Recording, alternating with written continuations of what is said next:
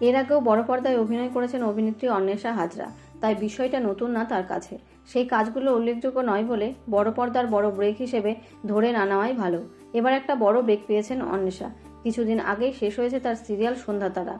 নতুন কাজের অপেক্ষায় ছিলেন তিনি। এই পথ যদি না শেষ হয় ধারাবাহিকে একসঙ্গে কাজ করেছিলেন অন্বেষা এবং মানসী সিনহা। সেই থেকে তাদের চেনা জানা। মানসী সম্প্রতি ছবি তৈরির কাজে মন বসিয়েছেন। তার প্রথম পরিচালিত ছবি এটা আমাদের গল্প ভালো মতোই গ্রহণ করেছেন দর্শকেরা। পরিচালক হিসেবে নিজের পরিচিতি তৈরি করতে পেরেছেন মানসী।